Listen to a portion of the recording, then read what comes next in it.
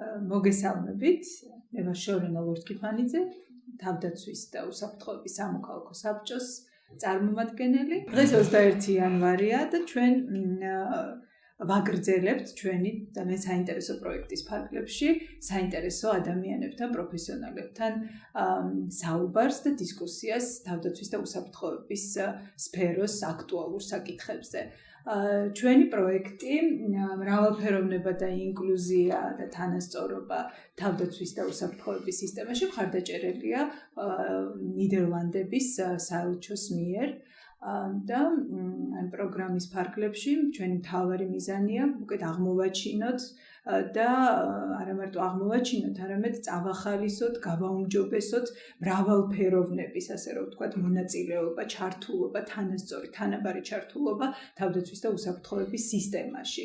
და გვაინტერესებს აი ამ უსაფრთხოების და თავდაცვის სექტორის ინსტიტუციების შიდა მოწყობა, როგორ მუშაობენ სტრუქტურები, როგორ არიან ისინი მოწოდებული, განსხვავებული ადამიანების ჯგუფების საჭიროებებზე და როგორ იყენებს აი ამ განსხვავებულობის, ასე რომ ვთქვათ, პოტენციალს ჩვენი თავდაცვის და უსაფრთხოების ინსტიტუტები იმისთვის, რომ სექტორი განვითარდეს და ამით კიდე დემოკრატიული განვითარების პროცესს ხელი შეეწყოს, აი ესე რომ დავახასიათოთ რა ფილოსოფია დგას აი ამ ჩვენი მრავალფეროვნების და ინკლუზიურობის, ასე რომ ვთქვათ, პროგრამის პროექტის მიღმა და რაზე დგას ის და დღეს ყავს ძალიან საინტერესო სტუმარი, თავდაცვის სამინისტროს სოციალურ საკითხთა და ფსიქოლოგიური დახმარების დეპარტამენტის დირექტორი Buba Lomuashvili, ახალგაზრდა გამოცდილი ადამიანი, უკვე საერთაშორისო ურთიერთობების და პოლიტიკური მეცნიერებების დოქტორი, ევროპის სხვადასხვა უნივერსიტეტის კურსდამთავრებული და ასევე ძალიან გამოცდილი თვითონ თავდაცვის და უსაფრთხოების ინსტიტუტებში მუშაობის თვალსაზრისით და ასევე არასამთავრობო სამოქალაქო სექტორშიც. და რატო დავინტერესდით ამ თემით, ხო, სოციალური საკითხები, ფსიქოლოგიური მხარდაჭერა, რას ნიშნავს და როგორ ჯდება ეს ყველაფერი ამ მრავალფეროვნების და ინკლუზიურობის კონტექსტში? ნუ პირდაპირ ასაკურველია, იმიტომ რომ თავდაცვის სამინისტრო თავისი დაჭრილებით, დაშავებულებით, მათი ოჯახებით და იმ მრავალფეროვნებით, რაც წარმოადგენს მოცემულობას, ერთ-ერთი ყველაზე მეტად ჩართული უწყება, იმიტომ რომ მე თქვენი დეპარტამენტის წესდებაში პირდაპირ გიწერიათ, რომ როგორც თავდაცვის ძალების წარმომადგენლების, ასევე მათი ოჯახებიც კი თქვენი ზრუნვის საგანია, ხო, მთელი თავისი მრავალფეროვნებით, პრობლემებით და ასე შემდეგ.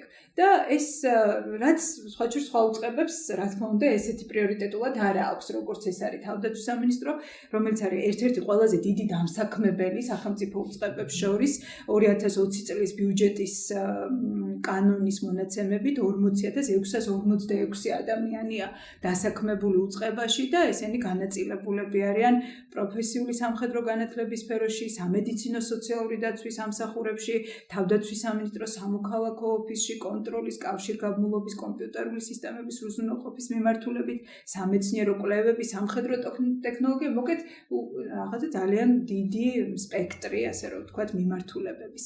და მივადექით სოციალურ საკითხებს, ფსიქოლოგიურ დახმარებას და სახელმწიფოს პოლიტიკას, ასე რომ ვთქვათ, იმ ადამიანების მიმართ, ჯერ ზოგადად სამხედრო მოსამსახურეების მიმართ, მათი რაღაცა ზრუნვა მათზე, მათი ჩართვა, დასაქმება და მეორე დაჭრილი და დაზარალებული, ასე რომ ვთქვათ, სამხედრო მოსამსახურეების მიმართ სახელმწიფო პოლიტიკა, ზრუნვა და ასე შემდეგ. აი, მოკეთ ბუბა, თუ შეიძლება, რომ აი თქვენი დეპარტამენტის ძალიან მოკლედ ისტორია, აი როგორ აი ამ სახელით როგორ გაჩნდა და ძირითადი მიმართულებები და ძირითადი ამოცანები და საქმიანობები რა არის?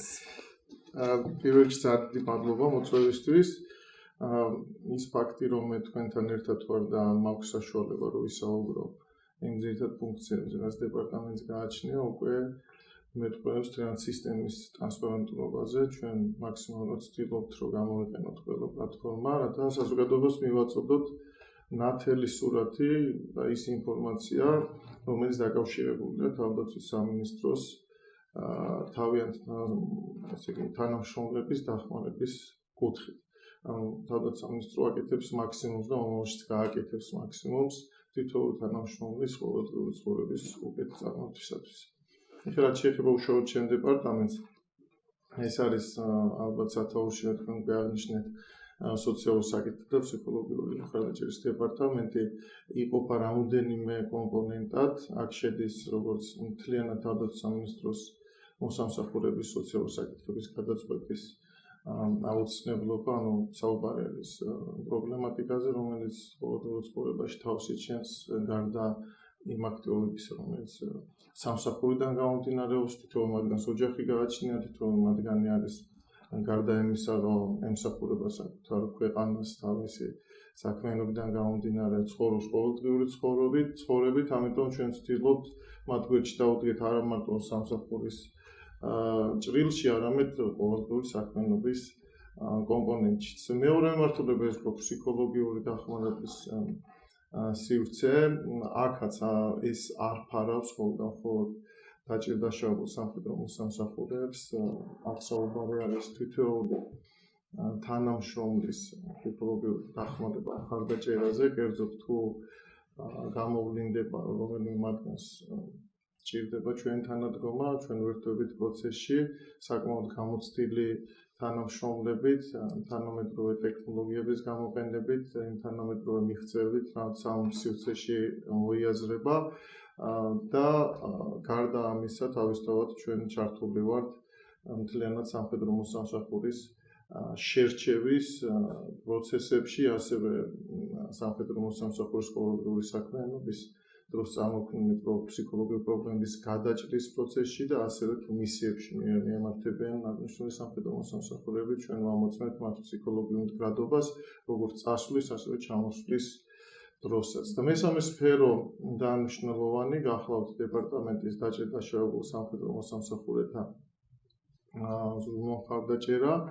აქ მოიაზრებიან მოქმედი სამხედრო მოსამსახურეები, რომლებმაც სხვადასხვა სამხედრო ღონისძიებებში მიიღეს ტრავმები, ეს ტრავმები ხასიათდება სხვადასხვა სირთულით, აქაც გრადაციაა, კერძოდ ყავს მკვეთრად გამოხატული სირთულის, ყავს მძიმე, ნაკლებად მძიმე და სუბუქი ტრავმების მქონე სამხედრო მოსამსახურეები.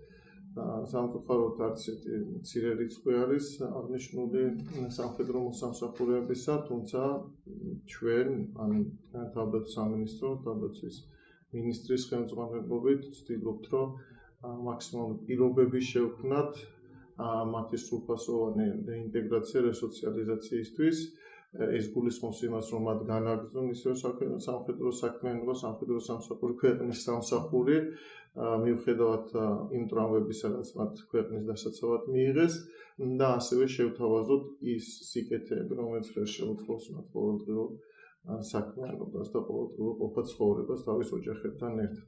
ამ სპექტრი ძალიან ფართოა, შეგვიძლია თითოეულ მიმართულებაზე კონკრეტულად ვისაუბროთ, თუმცა ის კითხვა, რაც თქვენ დასვით, თუ როგორ შეიქმნა ეს დეპარტამენტი, ამაზეც აუცილებლად უნდა გიპასუხოთ, რომ ჩვენ ძალიან ახალგაზრდა სტრუქტურული ქვედანაყოფი ვართ. სულ რაღაც 2 წელია, ცოტა მეტი, რაც როგორც დეპარტამენტის სახით ფუნქციონირებს ეს ქვედანაყოფი, სამინისტროს სტრუქტურული ქვედანაყოფი.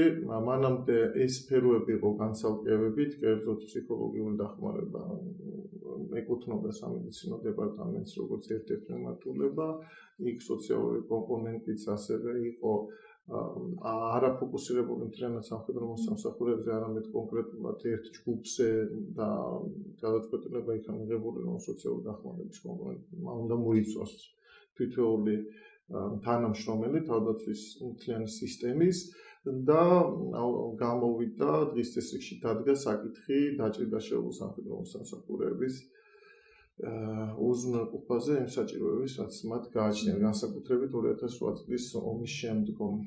თუმცა ჩვენ გვყავს ასევე აფხაზეთის ომის დროს დაჭირდაშაობული სამხედრო მოსამსახურეებიც და ისინიც ირიცხებიან თავისთავად ამ ჩვენ ისინი არიან ეხლაც არიან რა თქმა უნდა, ისინიც მოქმედი სამხედრო მოსამსახურეები, სამწუხაროდ იმ პერიოდისათვის არ თუ ვერ განხორციელდა მათთვის შესაბამისი სიკეთის შეთავაზება, მაგრამ ჩვენ დღესდღეობით შეგვიძლია ვთქვათ, რომ მაქსიმალურად ვცდილობთ არ განვასხვაოთ 90-იან წლებში, შემდგომ 2008 წელს და სხვადასხვა საერთაშორისო მისიებში მიღებული პრამვების მქონე ადამიანების დახმარება, ანუ ერთიან ჭრილში ვაწუდებთ მათ იმ სერვისებს და იმ სიკეთეებს, რასაც ჩვენ. მაგრამ ჩვენ ახლა ვლაპარაკობთ, რომ აი ჩვენმა მსმენელსაც კარგად აუხსნათ, ესე იგი იმ სამხედროებზე, რომლებიც დღეს არიან თავდაცვის ძალების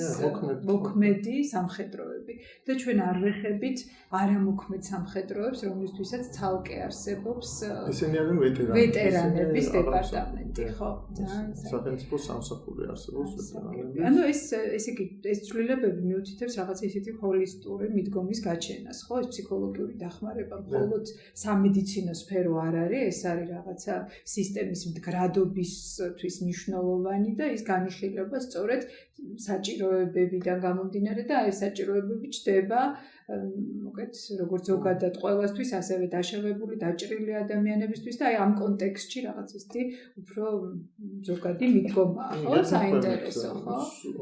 დაშავებულ სამხედროს რა თქმა უნდა ეს არის აუცილებელი კომპონენტი, თანამედროვე მიდგომები დაშავებულ სამხედრო სამსახურების რეაბილიტაცია, რესოციალიზაციის კუთხით წარმოუდგენელია ფსიქოლოგიური დახმარების გარეშე, ამ სერვისის გარეშე, მაგრამ ჩვენ ვცხოვრობთ ისეთ გარემოში, ისეთ ტექნოლოგიური განვითარების პირობებში, როდესაც თითქმის ყველა მიმართულება სამსახურის თვალსაზრისით გარკვეულ სტრესებს იწვევს. ვიცით, რომ რთული სტრესების მართვა არ არის მარტივი პროცესი, ის აუცილებლად საჭიროებს გარკვეულ ეტაპზე ჩარევას. ოღონდ ჩარევა კარგი გაგებით ვცდილობთ გამოვიყენოთ რა ეს თანამედროვე აპრობირებული მეთოდოლოგია მათ პროექტში მხარდაჭერისთვის და შევთავაზოთ ისეთი სერვისი, რომ მათ თავი არ იგრძნონ იმ სივრცეში, რაც ხელს უშლით მათ ფუნქციების განხორციელებას. იმიტომ რომ იცით, ჩვენთან მაინც რაღაცა ტაბუირებულია მაინც ეს ფსიქოთერაპიული მიმართულება, ხო, რაღაც. ამიტომ როგორია მომართვიანობა, აი როგორ ხდება იდენტიფიცირება იმ ადამიანების, როგორც დაჭრილ დაშავებულთა შორის, სადაც ალბათ რაღაცა კურსის გავლა სავალდებულოც კია, მაგრამ არის რაღაც ისეთი, ხო, მომართვის საფუძველზე. აი ეს როგორ გაქვთ, ესე იგი, ორგანიზებული, ხო? აი როგორ ხვდებით, რომ ადამიანს ჭირდება და რამდენად თავისუფლად მოგმართავენ სამხედროები ან თანამშრომლები პირდაპირ თქვენ. ეს ზოგადად კომპლექსური საკითხია. და არის მარტივი კარგად აღნიშნეთ. საწყის ეტაპზე სტიგმა ვიცით, დღესაც არსებობს ზოგადად ფსიქოლოგიურ დახმარებასთან მიმართებაში ნეგატიური დამოკიდებულება, თუმცა იმ შედეგების გათვალისწინებით, რაც უკვე ჩვენმა დეპარტამენტმა და ამ მიმართულებით მომუშავე ფსიქოლოგებმა დადეს, აძლევს საშუალებას თითოეულ სამხედრო მოსამსახურეს და მათ ხელმძღვანელებს, რომ გამოიყენონ მაქსიმალურად ეს შესაძლებლობა. გეტყვით, რომ წლიდან წლამდე მომართვიანობა იზრდება. როგორ არის მოწყობილი, მოგახსენებთ, გავყოთ ორ ნაწილად, ერთი დაშავებული სამხედრო მოსამსახურეების ფსიქოლოგიური დახმარება, რა თქმა უნდა, მათ, როდესაც ისინი სარეაბილიტაციო ცენტრში ჩვენთან მოდიან რეაბილიტაციის კურსის გასავლელად, უმნიშვნელოვანესი კომპონენტია გარდა სამედიცინო რეაბილიტაციის, ამაც ფსიქოლოგიური რეაბილიტაციის კომპონენტის ამუშავება და ამ შემთხვევაში როგორც ექიმი, რავმატოლოგი, ასევე ფსიქოლოგი გეგმავენ მთლიანად ამ პროცესს და თავისთავად სანამ არ იქნება ხელშესახების შედეგი მიღებული ორივე მიმართულებით ჩვენ ვაძლევთ საშუალებას ასეთ სეგმენტს სახში დაბრუნებისას. მეორე თვითონ სხვადასხვა სამხედრო ქვედანაყოფებს ბრძანების საფუძველზე თუ ხელმძღვანელი შეატყობს, რომ მე მოქმედ ჯარისკაცს აქვს გარკვეული სახის პრობლემები, რომელიც სხვადასხვა საყოფაცხოვრებო თემებს უკავშირდება. მოდით ასე ვთქვათ, ვალდებულიც არის რომ მოგმართოთ, თუმცა ჩვენი მიზანი არის რომ ვალდებულებამ არ უნდა განაპირობოს ყოველდღიურ მომართვიანობა. ასევე თვითონ სამხედრო მოსამსახურესაც შეუძლია პირდაპირ მოგმართოს და მას გაუწიოთ თუ სრული ექნება ჩვენ ამას არც ვაჟღერებთ იმ თვალსაზრისით, რომ დაცული გვაქვს ეს კონფიდენციალობის კომპონენტები და როდესაც ნახავთ თუ რეალურად რა იგულისხმება ფსიქოლოგიური ხარდაჭერის ქვეშ, ზუსტად ის სტიგმა, რასაც შევეხეთ, ქრება და გავრცელების საუკეთესო საშუალება არის თვითონ აი ეს სეგმენტი, ვისაც ჩვენ ეხმარებთ, ისინი უყვებიან თავიანთ კოლეგებს, თავიანთ მეგობრებს და სამხედრო მოსამსახურეებს, რომ ეს ძალიან კარგი საშუალებაა ყოველდღიური საქმიანობის უკეთ განხორციელებისათვის. ამიტომ მინდა გითხრათ, რომ სტატისტიკური მონაცემებით შეიძლება ითქვას დაზუსტებით, რომ ეს მომართლიანობა უფრო მზარდია და შედეგზე ორიენტირებული საქმიანობით ჩვენ კიდევ უფრო ავამაღლებთ. Buba, თქვენს ვებგვერდზე გაქვთ სუიციდის ცხელი ხაზი.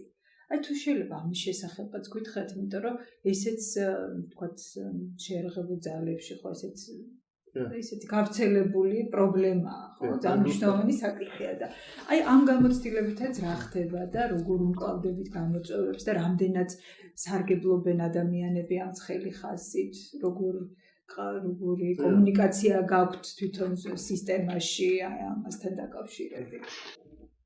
ზოგადად სუიციდისკენ მიმართულებული განწყობა მიმართულებით სამხედრო მოსამსახურეებში ეს არ ახალია, მსოფლიო პრაქტიკა აჩვენებს, რომ მას შემდეგ რაც ისინი აქტიურ სამხედრო მოქმედებებიდან ბრუნდებიან, ეგრეთ წოდებული პოსტტრაუმული სტრესი, შექმნილი მდგომარეობა, მათში იწვევს გარკვეულ განწყობას, მე სულ ყველაზე არ მაქვს საუბარი, თუმცა ძალიან მნიშვნელოვანია უკვე სწრაფი რეაგირება, ამის იდენტიფიცირება და შემდგომ უკვე შესახები ნაბიჯების გადადგმა პოზიტიური შედეგისთვის. რა თქმა უნდა, ჩვენ მქონიათ და მომავალშიც არ გამოვიცხავთ, რომ იქნება, იმიტომ რომ ძალიან ბევრი მისიაში და ძალიან ბევრი ჩვენი თანამებრძოლი ქვეყნისთვის უნიშნულოვან სამსახურს ეწევა.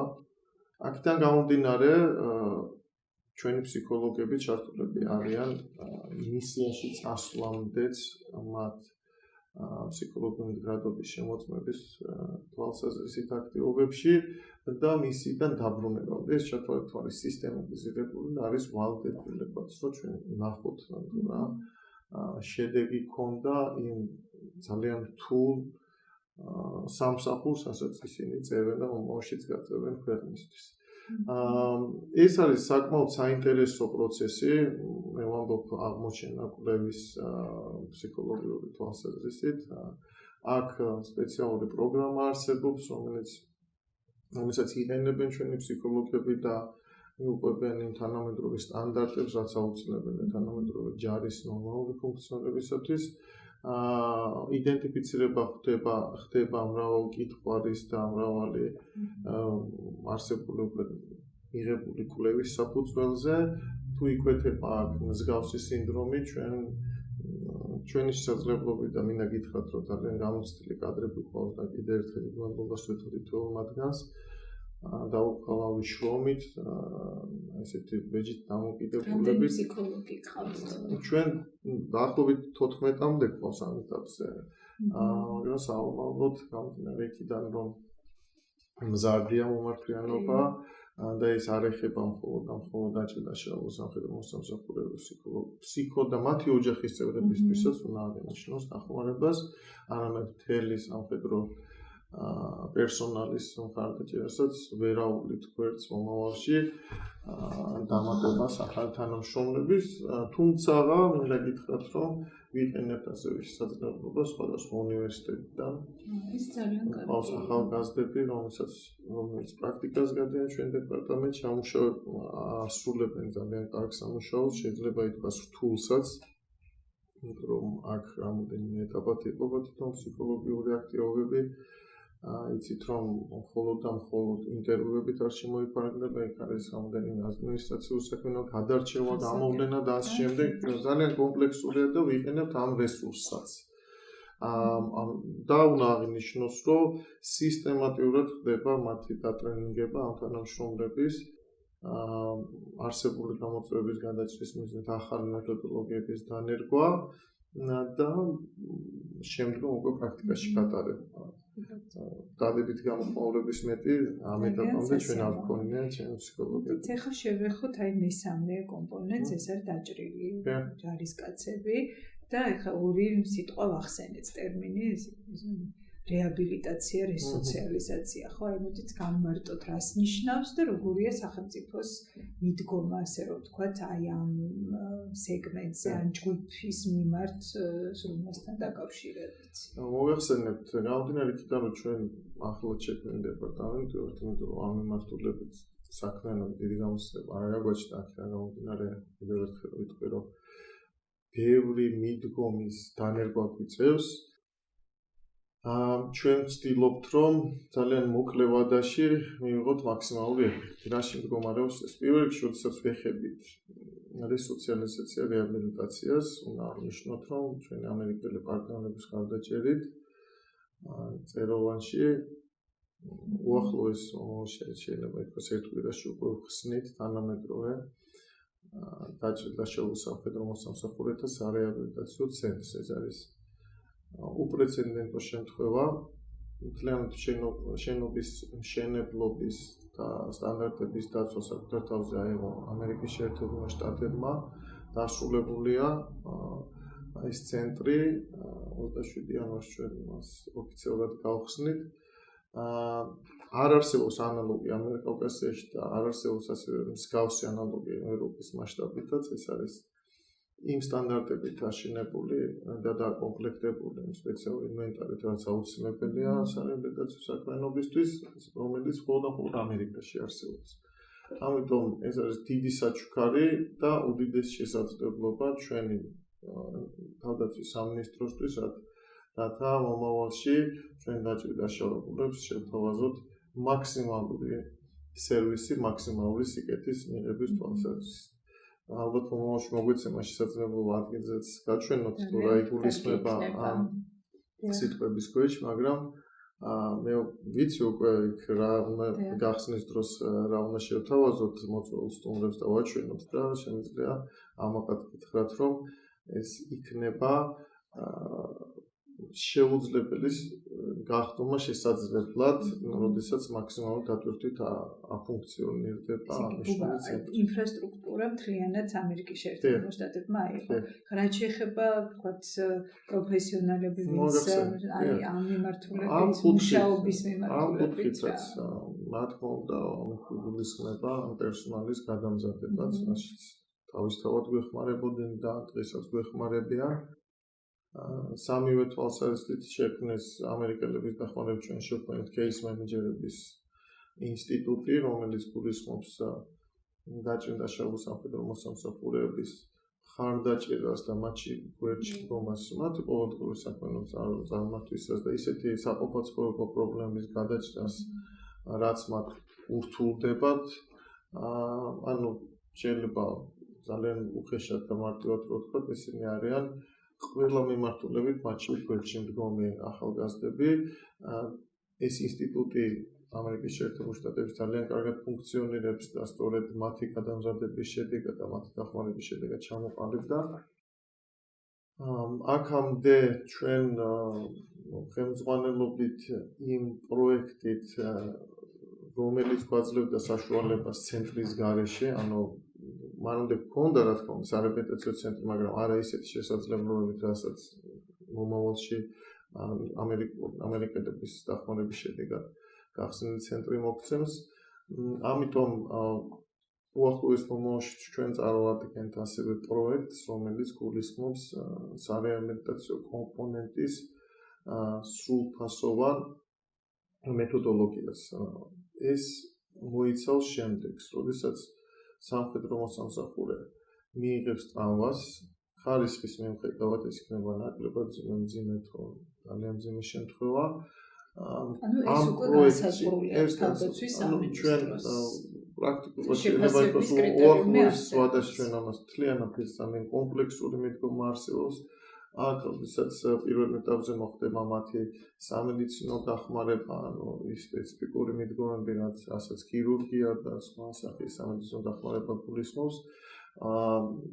შემდგომ გამოგვეცემა ჩვენ ეს სამხედრო მოსამსახურე ჰოსპიტალიდან და ჩვენ უკვე ვერთვებით მთლიანად მათი ფიზიკური ჯანმრთელობის რეაბილიტაცია, როგორც ფსიქიკური, ასევე ფიზიკური ჯანმრთელობის რეაბილიტაციის პროცესში. თუმცა ეს პროექტი არ მოიცავს მხოლოდ ამ კომპონენტს, ჩვენ ასევე ვიწყებთ მუშაობას მათთან ინდივიდუალურად იმ ახალი უნარების და შესაძლებლობების გამოვლენასთან დაკავშირებით, რაც მათ ტრავმის შემდგომ ექნება, რათა მომავალში მოვახდინოთ ამ პირების ისევ თავდაცვის სამინისტროს უწყებაში დასაქმება, მაგრამ ადაპტირებული გარემოს პირობებში. ადაპტირებული გარემოს პირობებში იგულისხმება ის, რომ თავისთავად შევქმნით ძალიანად ადაპტირებას მოახდენთ სივრცის და ასევე ჩვენ გვეცოდინება წინასწარ იმ ფუნქციების შესახებ, იმ შესაძლებლობების შესახებ, რაც მათ გააჩნიათ და თავისთავად ეს უკვე ერთ-ერთი ძალიან მნიშვნელოვანი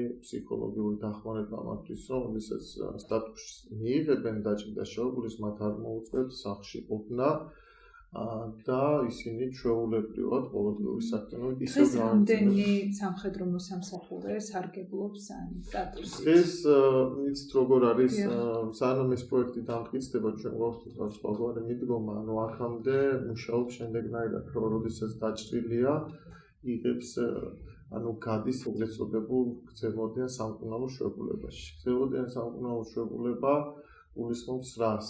მათ უნარჩუნდებათ ის ხელფასი, რაც დაჭრამდე ან შოებამდე გააჩნდათ, უბრალოდ ისინი აღარ მსახურობენ, ყოველდღიურ რეჟიმში ისინი არ ასრულებენ თავიანთ სამსახურებელ მოვალეობას გამომდინარე მათი შესაძლებლობებიდან და არიან სახლში, ოჯახის წევრები და მხოლოდ რეაბილიტაციის კურსის დაგეგმვის და შემდგომ ჩართვის შედეგად მოგყავს ჩვენ ამ სარეაბილიტაციო ცენტრში და უკვე უტარებთ შესაბამის თავადობ შესაბამის სერვისებს და უტარებთ სპეციფიკურ მეთოდოლოგიურ საქმიანობას მათი გამოჯანმრთელების კუთხით. ანუ პრაქტიკულად რა გამოდის, მოგყავს სახლიდან, ვახცევთ გარკვეულ შედეგს და ისინი როდესაც სახლში ბრუნდებიან ამ დადებით შედეგით არის შემთხვევები, რომ ისე უარესდება მდგომარეობა იმ გარემოს გათვალისწინებით, რომ მას ეს სახლის პირობები, ეს არა სამსახურებრივი დატვირთვა, ის ყოველდღიური გამოწვევები ისევ მძიმე ფსიქოლოგიურ მდგომარეობაში. ანუ ამ კომპონენტს ჩვენ ვეცდებით მოხსნათ, მათ შევთავაზოთ ის სივრცე, რომელიც ისევ სრულყოფილად აგრძნობინებს თითოეულ მათგანს საკუთარ თავს და ისევ განუყოფელი ნაწილი იქნება ქვეყნის საქმიანობის კომპონენტში და გამოვიყენებთ აუცილებლად მათ შესაძლებლობებს. ანუ ეს ერთიანად ამის განხორციელება ვერ მოხერხდებოდა, ველოდებოდით ამ ცენტრის გახსნის შედეგად ჩვენ უკვე გადავალთ ამ ეტაპზე, პარალელურად ჩვენი პარტნიორი სახელმწიფო ამერიკის შეერთებული შტატები ვეხმარება გადამზადება და ტრენინგების პროცესში პერსონალის, თუმცა ღია ვართ ყველა პარტნიორი ქვეყნის მხრიდან ნებისმიერ შემოთავაზების ამ მიმართულებით, რომ მივიღოთ და განვავითაროთ ეს სივრცე და აუცილებლად უნდა აღინიშნოს, რომ ჩვენ ასევე გარდა მოქმედი ქართველი მოქმედი სამხედრო დაჭირდა-შეურბულის სამხედრო მოსამსახურეებისა აბსოლუტურად უსასყიდლოდ ვეხმარებით ჩვენ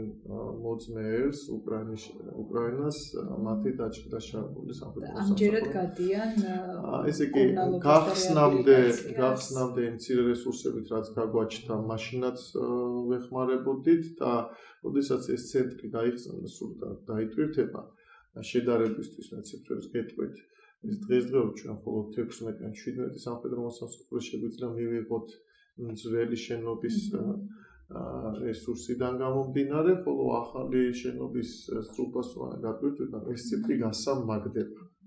ეხლა რას მოგვიტანს გასამაგება, ეს უნდა აღინიშნოს რეაბილიტაცია და სოციალიზაციის ეს კურსი ერთიორად ეფექტურია თუ ისინი თავის ოჯახის წევრებთან ერთად მოდიან ამ კურსის გასავლელად. ადრე არ ქონდა ამ შესაძლებლობა, ფორმალურად ვერ დავტევდით მათ ოჯახის წევრებთანაც, ამიტომ ახალი შენობა ამისთვისაც გათვლილია, შექმნილია სპეციალური სივრცეები ბავშვებისთვისაც, მეუღლეებისთვისაც, რომ ეს ფაქტურად რაღაცა ისეთი საქართველო-ამერიკა-უკრაინის რაღაცა თანამშრომლობის. უკრაინას ჩვენ აბსოლუტურად უსასყიდლოდ და მომავალშიც რიცხვს აუცილებლად გავზდით, რომ მათ გვერდში დაუდგეთ, იმიტომ რომ ომის მდგომარეობაში არიან ჩვენთვის და ძალიან კარგად გვესმის მათი და ერთიორად ფუნქციურია და შედეგზე ორიენტირებული, როდესაც ისინი ქვეყანას ფლობდნენ სხვა ქვეყანაში და განსაკუთრებით საქართველოში იღებენ ასეთ დახმარებას, რომ ძალიან უყვარდა. თვითონ წეროვანიც არის საუკეთესო ადგილი, მე ვფიქრობ. ეს ძალიან საინტერესოა. იცით, ძალიან ხედავთ, რომ რაღაც მნიშვნელოვანი ცვლილებები განხორციელდა, გეგმავთ. აი ამ ყველაფრის განხორციელების პროცესში ყველაზე დიდ გამოწვევად რა მიგაჩნიათ და აი რა ვიცი, ესე რომ ვთქვათ, გასაგებია რომ შეიძლება იყოს ბიუჯეტი, ფინანსები, მაგრამ გარდა ამისა, რა ვთქვათ, ცოდნის, რა უნარების გაუმჯობესება საჭირო იმისთვის, რომ აი ეს გეგმები შესრულდეს თანმიმდევრულად და წარმატებულად.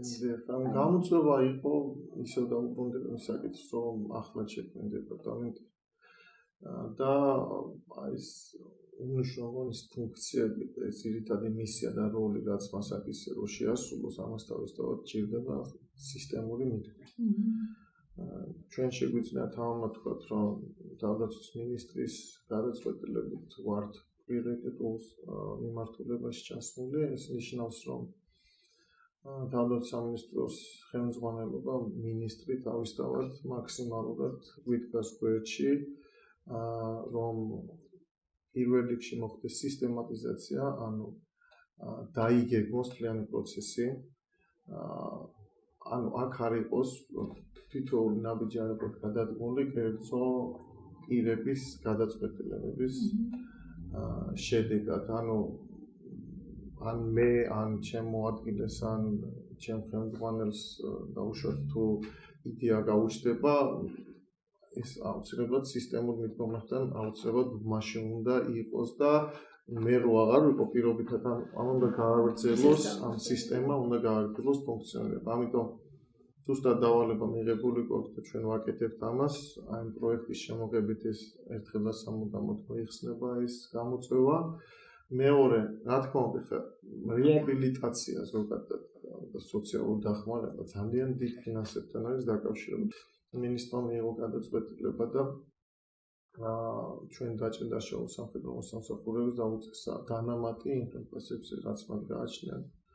ეს ერთიორად მომოტივირებელი არის თითოეული მათგანისთვის და თქვენ წარმოიდგინეთ ეს ბიჭები და ასევე გოგონებიც არიან მაგალითი სხვა სამხედროებისთვის, იმიტომ რომ ნებისმიერ სამხედრო მოსამსახურე, რომელიც ქვეყნისთვის თავს დებს, უნდა იცოდეს, რომ თუ რამე მოხდება, რომ ერთმან უკნას, მაგრამ თუ ის მათაც აი ტრამვა დაშავდებიან სამხედრო სამსახურის პერიოდში, სახელმწიფო და თავდაცვის სამინისტრო მაქსიმალურად გვერდით დაუდგება პირველ რიგში, რომ ბოლომდე გამოიყენოს მათი რესურსი და შემდგომ, როდესაც ისინი უკვე გააგრძელებენ საქმიანობას ასაკის ბარი ასაკიდან გამომდინარე, რომ გავლენ თავდაცვის სამინისტროს რიგებიდან შემდგომაც გვერდით დაუდგეს და სრულფასოვან მოქალაქეებად იგრძნონ მათ თავი.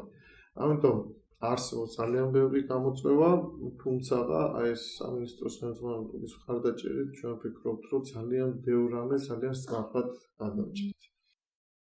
თავად დამოკიდებულებაც უნდა შეიცვალოს ჩვენი ზოგადად მოსამსახურეების და მათ პირველ რიგში მათ мотиваცია უნდა გქონდეთ იმის, რომ ეს ყველაფერი დაძლევადია და გადადგმული ნაბიჯები უკვე აჩვენებს პირველი შედეგები იმას, რომ მომართულები არიან და ცდილობენ თვითონაც გვერდში დავიდგენ, რა იგულისხმება ამ ყველაფერში, რომ ჩვენ რო თავაზობთ პირობითად სარეაბილიტაციო კურსს, ისინი უნდა წამოყვნენ ამ ყველაფერს. ეს ხდება მათთვის.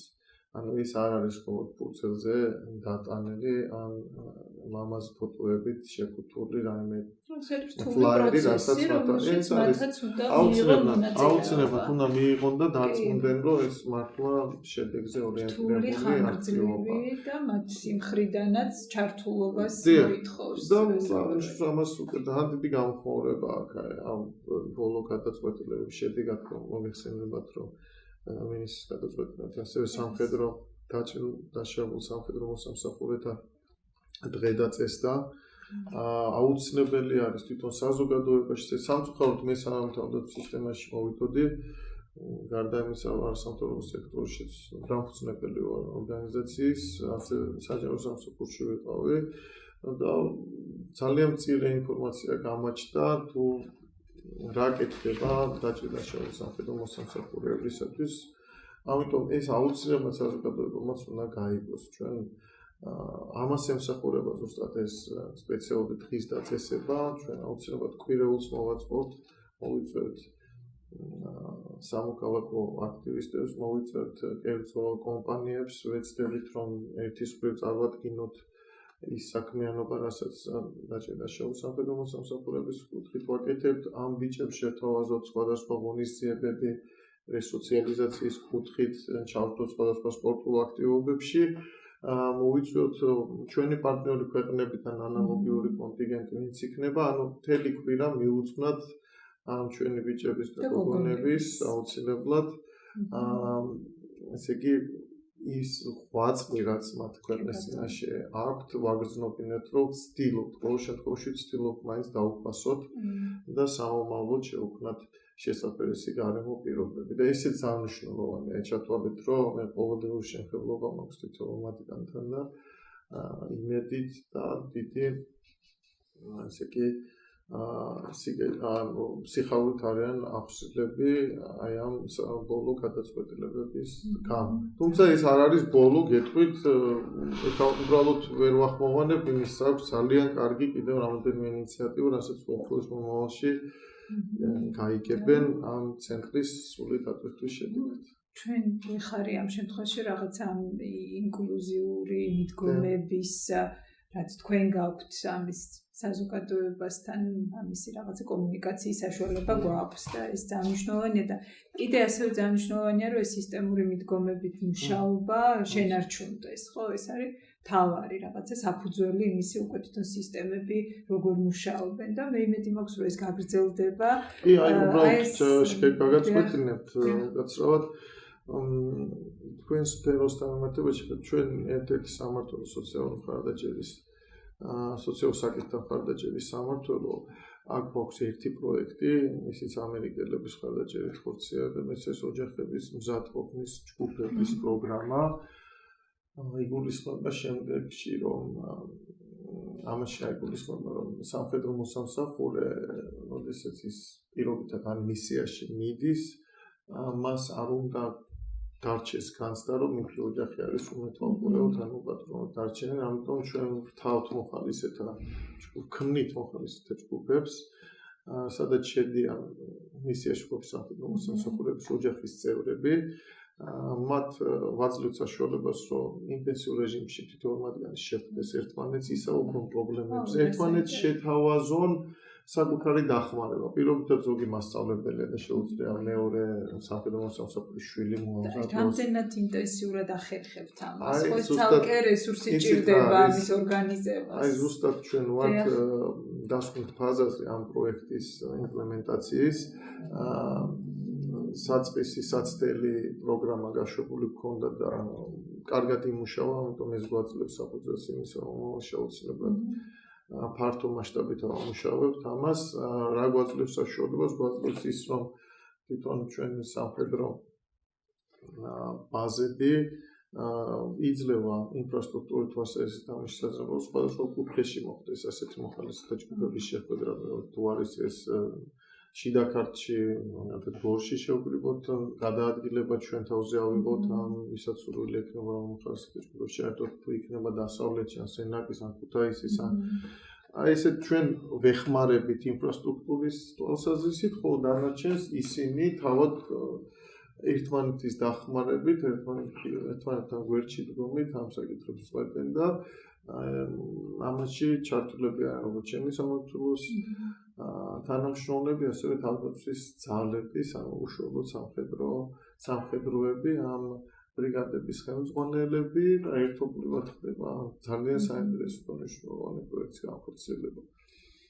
კიდევ ბევრი მიმართულება, რაც ჩვენ ალბათ ახლომაში ვითანამშრომლებთ და სურვილი გვაქვს ყოველ შემთხვევაში. ჩვენც გვაქვს სურვილი და პრინციპით ძალიან ფართო თემაა და ძალიან საინტერესოა და ხაცა ისე კიდევ ბევრი შეიძლება ამაზე ვისაუბროთ და ძალიან დიდი მადლობა, რომ ესე ღიად და ასე საინტერესოდ გვისაუბრეთ, მოგიყევით ის სიახლეები, გეგმები, მიმდინარე საქმიანობები თქვენს დეპარტამენტში. ძალიან კარგია ის, რომ აი ესეთ სისტემური მიდგომები გაქვთ, რაღაც ესეთი სტრატეგიის ნაწილად განიხილავთ ამას და განგრძობითობაზე და მდგრადობაზე ხართ ორიენტირებული და კიდე ჩვენ გვიხარია, რაც თავარია ის, რომ რაღაცა ესეთი ინკლუზიურობისკენ არის მოწოდებული ეს სისტემა და ამის ნიშნები არსებობს და ესე გაგრძელდება. ძალიან დიდი მადლობა, ბუბა და იმედი გვაქვს კიდე შევხვდებით ერთმანეთს. დიდი მადლობა. აუცილებლად სიამოვნებით ვნახავთ აი ახალ ბაზას. დიდი მადლობა.